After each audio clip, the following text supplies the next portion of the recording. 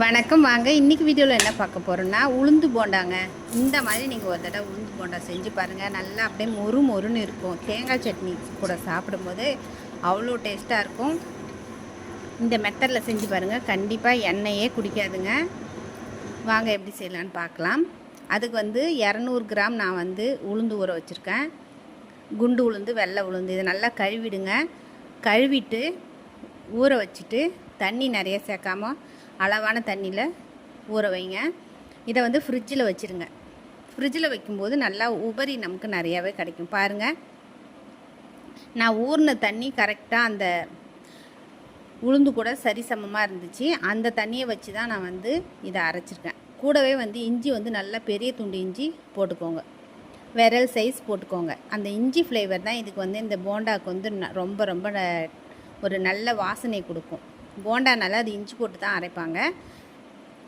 இப்போ அதை அரைச்சாச்சு. கொஞ்சமாக தண்ணி சேர்த்துட்டு மழை அரைச்சிக்கோங்க. அடுத்ததாக 2வது தடவை போட்டிருக்கேன். அதுலேயும் ஊற வச்ச தண்ணியே நம்ம சேர்த்து அரைச்சிக்கலாம். தண்ணி கொஞ்சம் ஊற்றியே அரைங்க. ரொம்ப ஊற்ற வேண்டாம், ஓரளவுக்கு ஊற்றிக்கோங்க. நம்ம அரிசி மாவு கூட சேர்ப்போம். பாருங்கள், இதே மாதிரி நீங்கள் அரைச்சி எடுத்துக்கோங்க. இப்போ இதில் சேர்க்க வேண்டிய பொருட்கள் பார்த்துக்கலாம். 2லேருந்து 3 டேபிள் ஸ்பூன் அளவுக்கு நீங்கள் அரிசி மாவு சேர்த்துக்கோங்க. கூட சீரகம், மிளகு, பச்சை மிளகாய், கருவேப்பிலை, தேங்காவை பல்லாக கீனி அதில் போட்டு சேர்த்துருக்கேன். கட் பண்ணிவிட்டு தேவையான அளவு உப்பு சேர்த்துட்டு நல்லா கையால் நல்லா அப்படியே நம்ம அடித்து அதை உப்பி வர அளவுக்கு நம்ம அதை அடிச்சுக்கிட்டே இருங்க.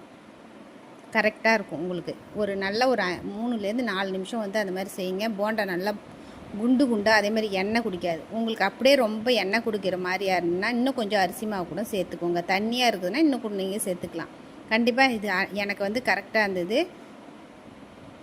கையை பற்றி ஈரம் பண்ணிக்கோங்க. இந்த மாதிரி உருண்டையை நம்ம எடுத்து அப்படி போட்டால் நல்லா உழணும். அந்த மாதிரி பதம் வரணும். இப்போ எண்ணெயை காய வச்சுருக்கேன். மீடியம் ஃப்ளேம்லேயே போட்டுக்கோங்க.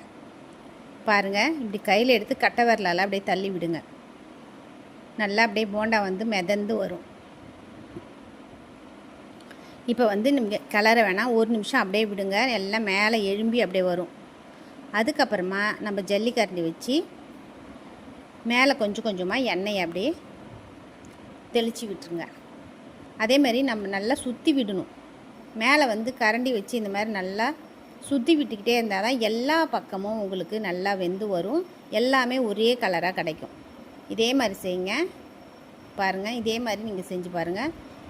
போண்டா அவ்வளோ ருசியாக இருக்கும். அதே மாதிரி நல்லா மொறு மொறுன்னு இருக்குது, எண்ணெயும் குடிக்காது. பாருங்கள், கலர் மாறின உடனே நம்ம எடுத்துக்க வேண்டியதுதான். சூப்பரான டேஸ்டியான ஒரு உளுந்து போண்டா ரெடி.